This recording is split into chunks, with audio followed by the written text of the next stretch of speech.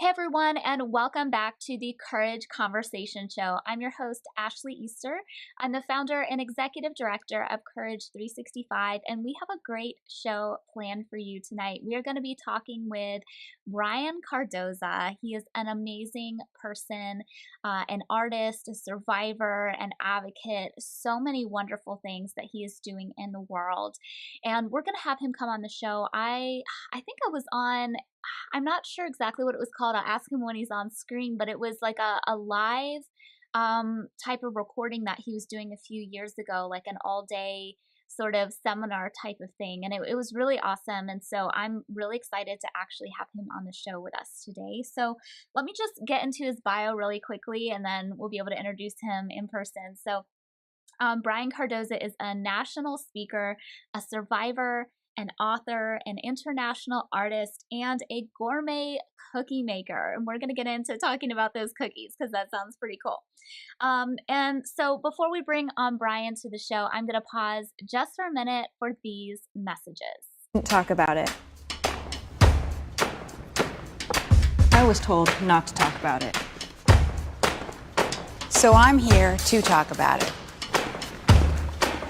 Because I can't stay quiet. I was able to break my silence. Because of those who refuse to stay quiet. I am a businesswoman. Activist. Survivor. Survivor. Survivor. Anxiousness can strike at any time, while driving a car, in the middle of the night, when giving a work presentation, or in a crowded place. Introducing CalmyGo, a smart calming device that learns your personal breathing patterns and adapts to you for immediate relief in just 3 minutes. It quiets your senses through breathing regulation, multisensory stimulation, and calming scents. Don't stress another moment. Click the Learn More button and start using CalmyGo today.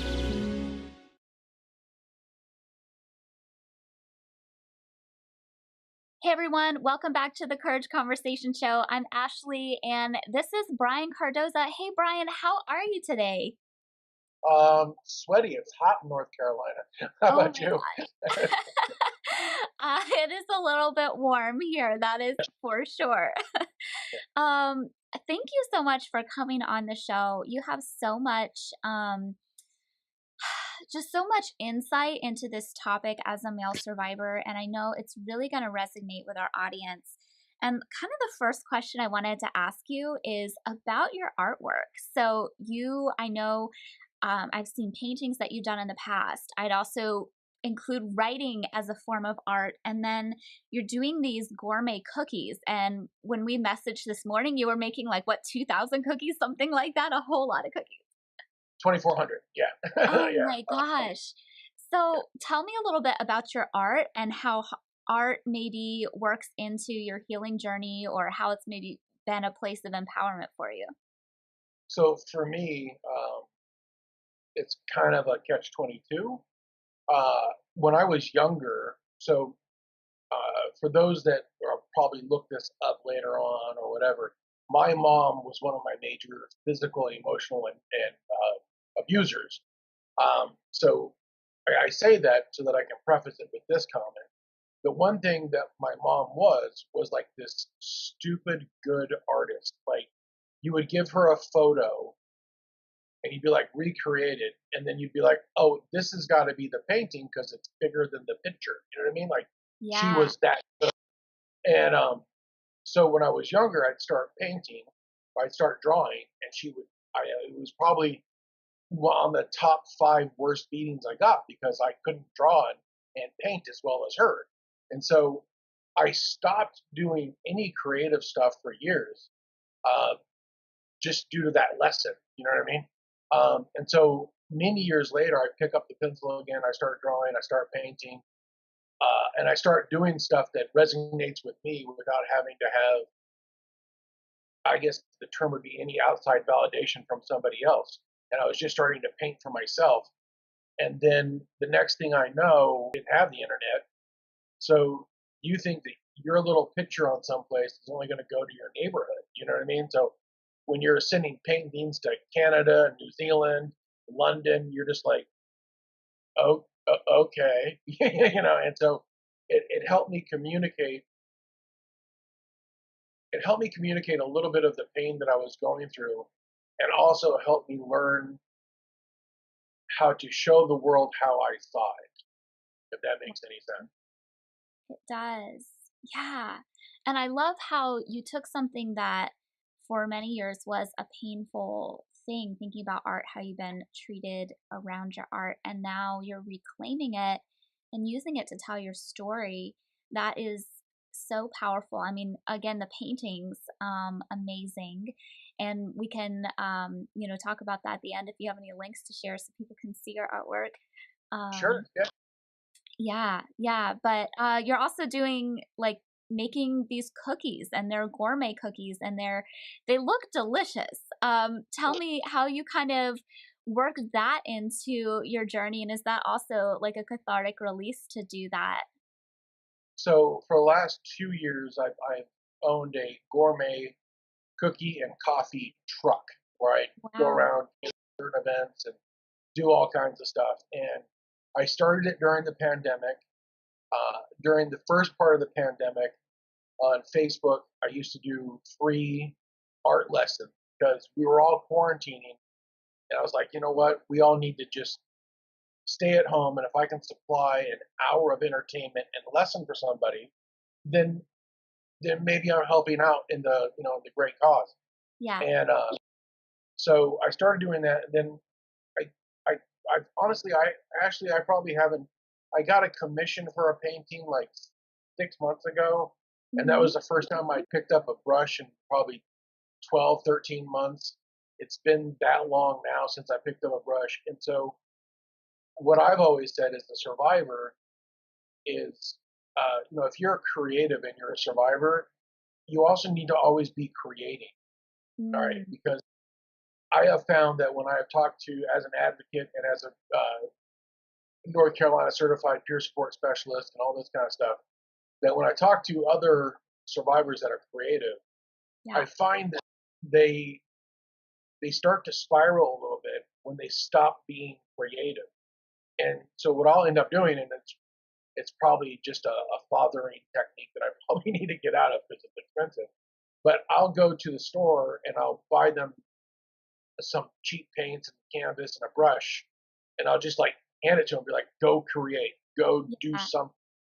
And you'll start to find that once they start to get that outlet out again, they start to come out of their hole a little bit, and Mm. they start having better sessions with their therapist, that they can talk more, they can articulate better because that creative instinct wasn't being stifled by themselves anymore. You know what I mean?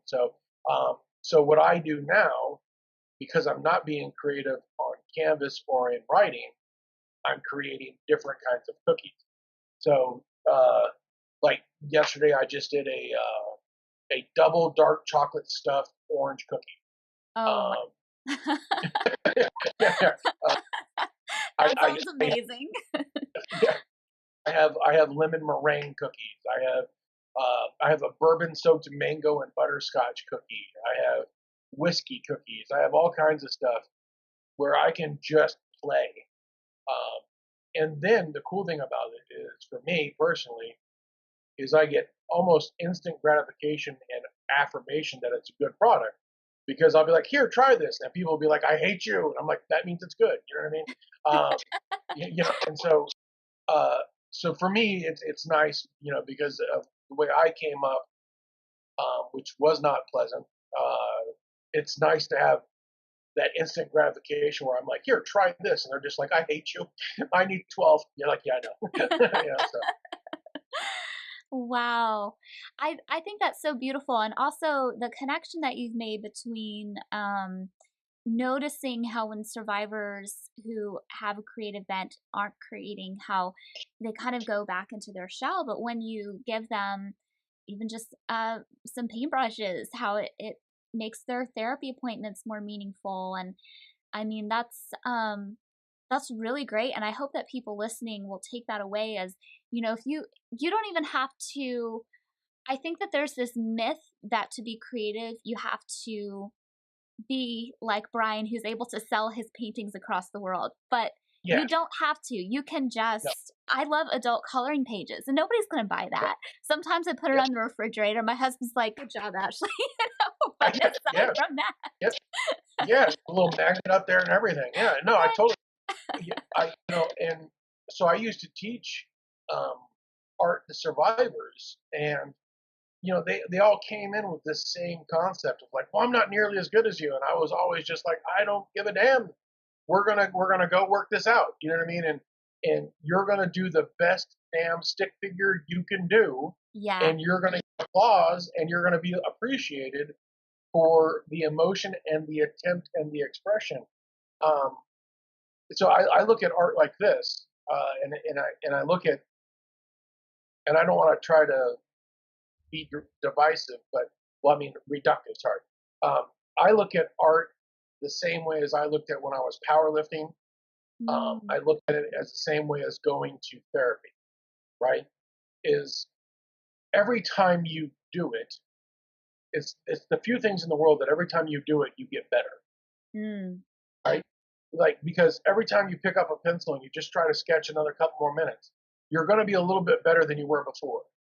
Every time you go to lifting or powerlifting, if you get one more rep out, you're stronger than you were before. Or if the third rep felt easier to do, then you're better than you were before. Um, and in therapy, like I don't know if you've ever seen me speak, actually, like go to us, but one of my favorite things to say to everybody is when you start therapy, it's going to suck. There are going to be times where you're going to be like, why did I do this to myself? This hurts. And I say to them at the same time, but if you get up and you go every single time, it's all worth it at the end. And it's because there are days when you're in therapy, like, yes, you don't want to get up. Yes, it feels like you sat back. You took a step back.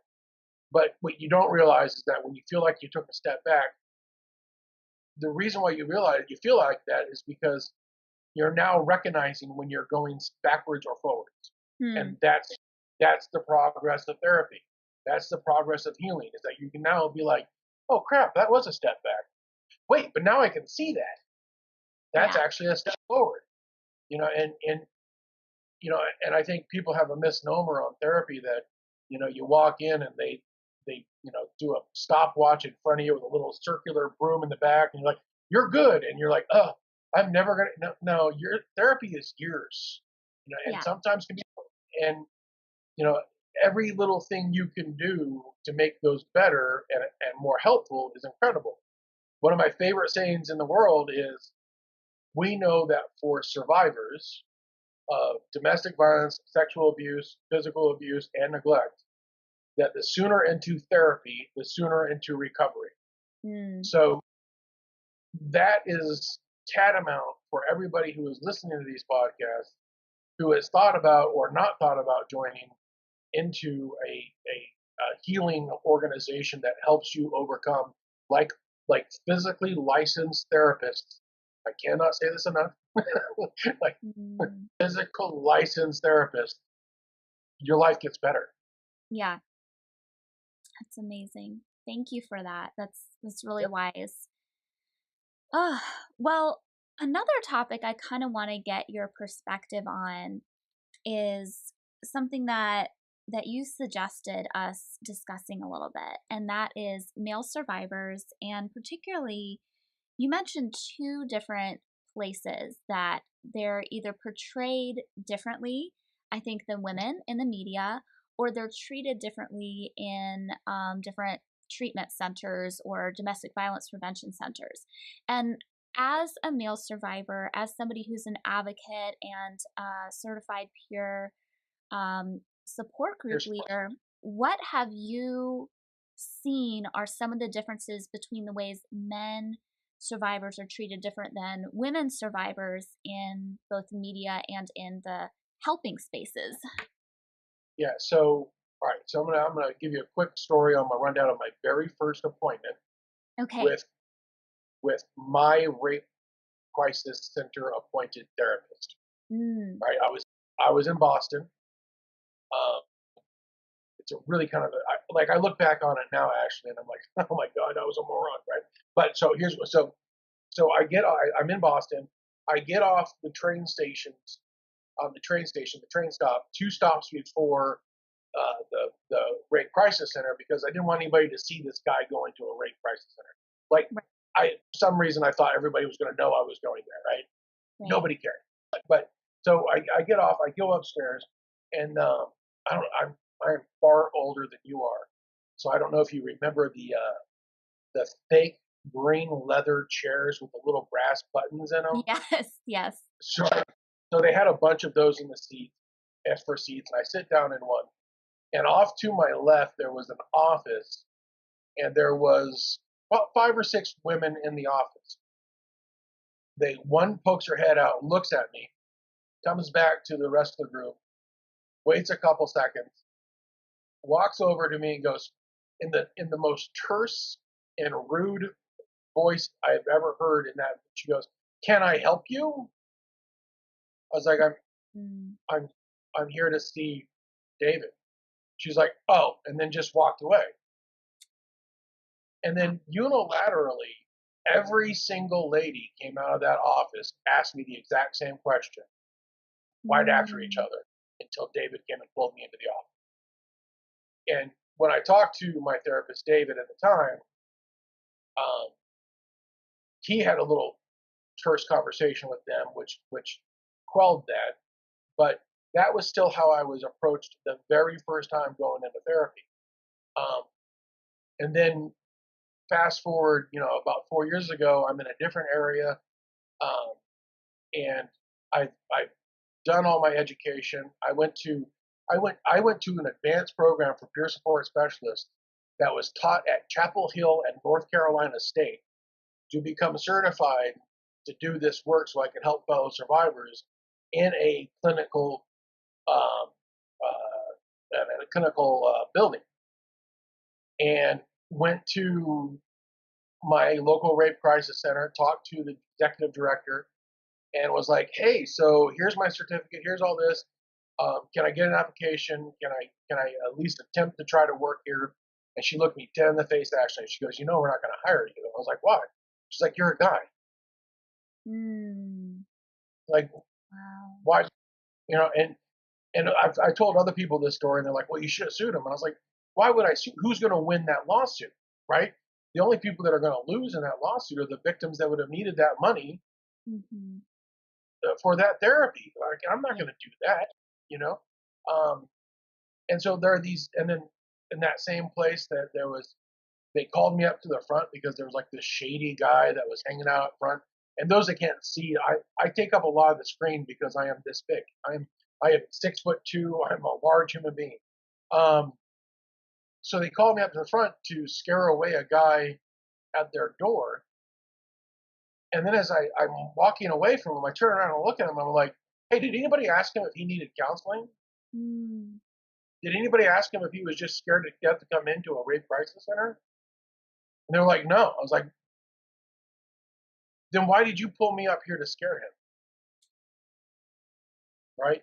So I don't say this, folks that are watching this, to scare males about going into these settings. But I also don't feel like I don't need to tell you that this could be the reaction, right? I've also heard from somebody who worked in the same building. Oh my goodness, Ashley, this one will probably blow your mind. We were talking about sex trafficking and the adult industry, right?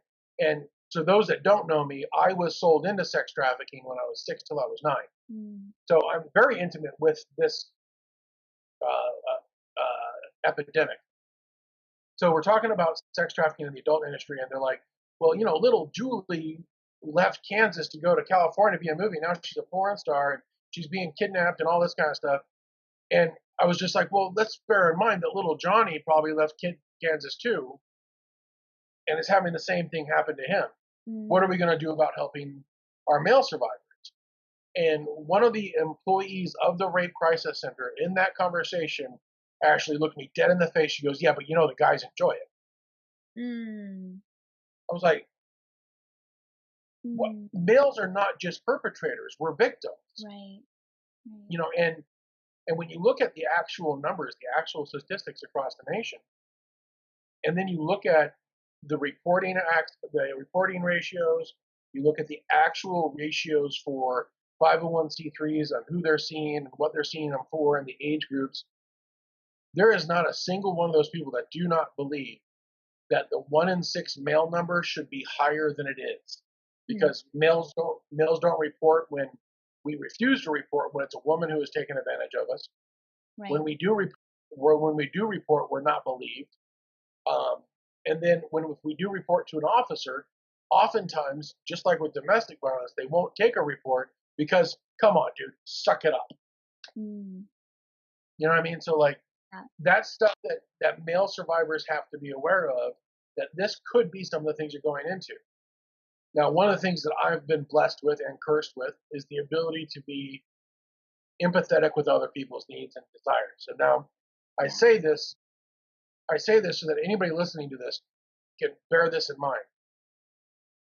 I understand why women in those settings have a vitriol against men. And I know that may sound weird, but I understand it. The reason why I understand it is, if you've been in this industry of trying to help sexual abuse survivors for, let's say, 20 years, which would be on the short side for a lot of people currently, and you've heard story after story after story about what men have done to women, there's no way you don't come out of that unscathed. Right. There's just no way. So I understand some of the vitriol, and that's why I want to say this could happen to you. Be prepared for that to happen. It happened to me, but that doesn't mean that you don't just, in lack of a better term, is suck it up and get to the point where you can get counseling and get better. Because after they realize that you're not a perpetrator, then everything starts to change. But you're going to be looked at like, well, I don't want to speak in a generalization, because there's probably organizations out there that don't do any of that. But in my travels, I have found more than not. And that's an I statement. That's what I have found. So I feel like I should prepare people for the possible, but know on the other side that grass is actually greener and it actually feels better when you get through it. Wow. It is so heartbreaking to hear that, and yet it makes a lot of sense what you're saying. It's shocking on one hand, but also not surprising on the other hand. Part of the work in the beginning of what I did was study patriarchy and abuse. And the first focus when you're studying patriarchy is how women are often abused in patriarchal systems. But when you look deeper, you realize that, number one, patriarchy doesn't mean men. It means a power structure. And men are abused in those same structures as well as women. And that the way it's set up, there's almost an expectation that women will be victims within movements like this. And so when a woman says she's victimized, there may be backlash to that, but it's not because they don't think it's possible that a woman could be a victim. But men in those structures, when they talk about having experienced abuse, is like, oh, well, that couldn't happen to a man. Men are too tough for that. Or like you said, he liked it. And there's all these other excuses and these other layers of like, it goes beyond whether you believe an individual victim or not. And it goes to a place of like, well, that doesn't happen to men, which is so dangerous. Because men and boys are experiencing these things. And when we're not, we might recognize it on statistics, because like you said, a lot of the nonprofits talk about that 1 in 6. But when you're not actually then looking at men and boys as, okay, well, they're individuals and they may be impacted by this statistic. When you fail to bring that statistic down to earth and be like, this is actually affecting real people, then we get these terrible responses, which can make men then shut down even more and not receive the healing they deserve. So I'll tell you straight out, the reason why I never got married and the reason why I've never had kids is because, so I'm almost 50. I grew up mid 70s, 80s, into the 90s. And I was told emphatically by television, by other people, commentators, everything, that if it happened to me, it was because I wasn't man enough to defend myself. Okay? Wow. All right. No compensation that I was 6. You know what I mean? I wasn't man enough. Then I was also told, and we now know this to be empirically false, but I was told regularly, um, not because people knew what I'd gone through, but because it was the zeitgeist of the time, that because I was an abuse survivor, I was going to become an abuser. Mm. And I was like, that's not happening. I am never going to be the guy that hits my wife. I'm never going to be the guy that has sex with a kid. You know what I mean? Like that. That's not who I'm going to be. And so because that had been drilled into me for 20 something years, that anytime I met somebody that I could have had a long lasting relationship with, and that I had thought about maybe what it would be like to put a ring on that and then have kids, I was like, nope, gotta go. Nope, can't do that because I'm never gonna be that. Wow. Wow. And that's heartbreaking because you not only do you deserve healing, but you deserve all the good things in life that you desire. And for somebody to tell you that because somebody harmed you, many somebody's harmed you as a child, that means you're going to be a perpetrator. I mean, that's devastating to hear. And I'm glad you're dismantling that in your mind now. But I guess what I'd like to maybe switch the conversation to is you were told those kinds of things in the past. And male survivors today are still told things like that. So, what are your words of wisdom, advice, places that you can empower male survivors where they're feeling like I don't deserve these good things or it's not safe for me to be in relationships? Like, what would you tell male survivors who are struggling right now? Well, so the first thing I would say is if someone says I don't feel safe to be in a relationship, acknowledge that that's probably correct, right? Mm. So what that means is, and I mean by that is, um, take your butt to counseling, take your butt to therapy, and deprogram yourself on why you think that, right? Because if you automatically start any relationship with anybody where you're in the entire mindset, I don't deserve you, I'm going to screw this up, invariably that's exactly what's going to happen. And then that's when it becomes Pavlovian. You've taught yourself that these traits lead to these outcomes. Then you're going to get into the point where you're just like, nope. So first, trust your instincts. If you feel like that you're not deserving or that you might hurt somebody, take your butt to counseling and start doing therapy because your body's trying to tell you you may not want to ever hurt anybody. You may not, but you're asking yourself the question, if I get pushed too far, will this happen? Answer the question. Go to therapy. Find the answer to that question before you put it off on somebody else. Because we can't depend on a loved one. All right, so I know you're probably, this might be a little too much, but a loved one, a religious symbol, or anything else like that, you can't depend on them to save you or help you until you get clinical help. So someone who has actually been trained to actually go through that. So if you're having these questions, find help. Once you've come to the realization that what you heard was blatherskite from the past, then you look forward to and say, okay, where else do I need to work to where I can be somebody that I feel would love me? And then you work from there. The hardest issue, and it will always be the hardest issue for male survivors, is learning how to trust people and be open and vulnerable with our loved one. Because 9 times out of 10, most people, we were all taught stranger danger, which was a complete and utter shamble for any true sex abuse survivor.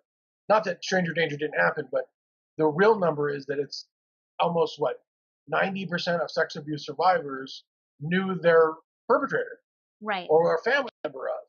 That was not stranger danger. That was uncle or aunt danger. You know what I mean? Yeah.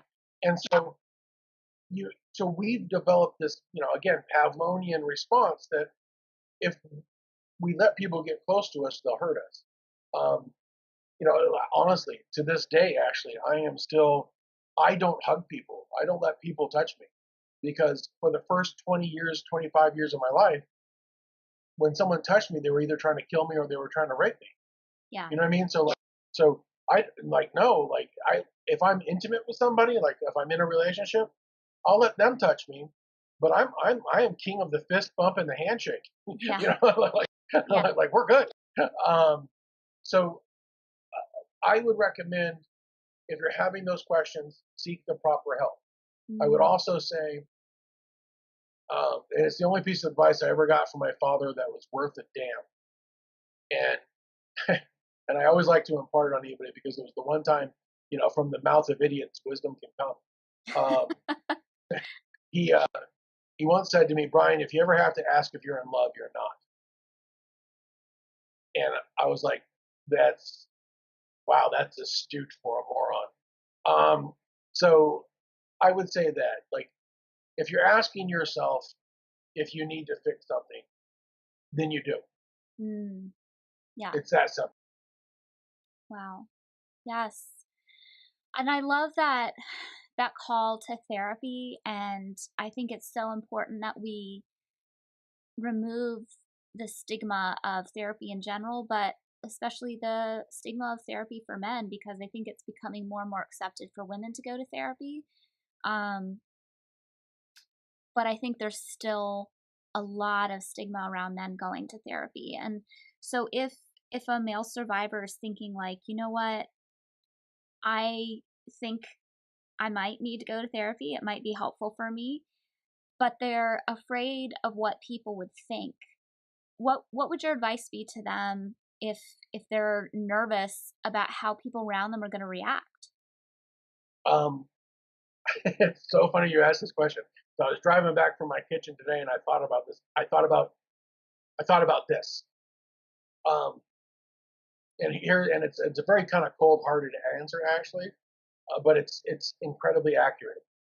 Um, the world doesn't care, and you're far more anonymous than you think you are. You know what I mean? Like and that's two empowering statements, honestly. The world doesn't care, right? The world is just the world, right? So you can either go get help or not. You get to decide that. The world is not going to judge you. It doesn't care. The world's not going to judge you. And you're far more anonymous than you think. Um, we all like to think everybody like I told you at the beginning of the story. I got off 2 stops before the rape crisis center because I didn't want to see anybody. I didn't want anybody to know I was getting off at that stop because I thought, oh, they're going to know I'm going to the rape crisis center. Like, nobody cared. You know what I mean? That was just a red door with a window in it for as far as everybody cared. And nobody would have cared regardless. The only people that need to care about your mental health are you. So if you want to seek help, take your butt to a therapist. Yeah. Get the help you need. Don't worry about the other people because at the end of the day, the sad part is at the end of the day, if they remain toxic and in trouble with themselves, you're going to get to a point where you're healed and you're going to make the decision, like my therapist told me. I'm gonna censor myself a little bit. I'm gonna try to doll it up. So my therapist David Shannon once told me, actually, where I'd gone on like this 45-minute diatribe of how my family was just all this, and he stopped me in the middle of it. And he goes, the best thing to do with cancer is sometimes, Brian. I was like, no, David, what's the best thing? He goes, you cut it the F out. And that was a hard lesson because I was still trying to make up for the stuff that I thought I had done as a kid. But for those that are thinking about doing therapy and they're worried about what people will think, you should be more worried about how you view them after you've gotten healed. Right. Wow. That's really powerful. It's really powerful. And one of our last questions, this is what we ask all of our guests on the show, and you've already shared so much advice. So, our question is, what is the best piece of advice you've ever received? But since you've already shared so much good advice, maybe just a good piece of advice you've received because you shared so many nuggets. Um, Three quotes. And real quick, when I had you on my show, it was a 24-hour marathon of Yes, survivors. that's right. Yeah. So three quotes. One is from Walt Whitman. Be curious, not judgmental. Mm. One is from Lauren Michaels. If you're the smartest man in the room, if you're the smartest person in the room, you're in the wrong room. Right. And then my third is probably from my book. Um, and the quote is, "It was just Tuesday." Because I get asked all the time, how come, like, because it's the common trope, Mm-hmm. how come you didn't leave? How come you didn't tell anybody? Um, because to me at 6, I didn't know what was going on was wrong, and it was just Tuesday. Yeah. Wow. Thank you for sharing that. And as far as your book goes, that kind of leads us into our next question. Where can people find you and your work? Find your books? Can people order your cookies through the mail, or Yes, is it yeah. just through your store? Like, tell us all the things. All right, so Amazon carries my book, The Unexpected Victim. Um, my art, you can see. Just put my name in on Instagram. You'll see Uh-huh. this ugly. You'll see the ugly mug. You'll be like, oh, that's him. And then there's all my art listed below. Then for the cookies, you can go to 3in1 cookies and coffee, and you can see the flavors, or you can just follow us on social media. We go everywhere. I'm probably going to be coming out towards you here pretty soon one day with the truck in the middle of North Carolina area. And so eventually, yeah, you can find me through a lot of areas. Honestly, if you just Google my name, you'll probably throw up a little bit because you're just like, he's got like 12 pages. Um, but yeah, if you just Google my name, it's kind of stupid. Awesome. Well, I'm sure people are going to want to Google your name and see all the amazing things that you're doing. Brian, this has been so good. I know our whole community has benefited from this, but particularly our survivors within our community. So thank you so much for being on the show today. I also want to just say something to you real personally is that when I was reviewing your page and trying to gather notes for myself, I noticed I was 4 out of 6. I was the fourth male or third male out of 16 episodes.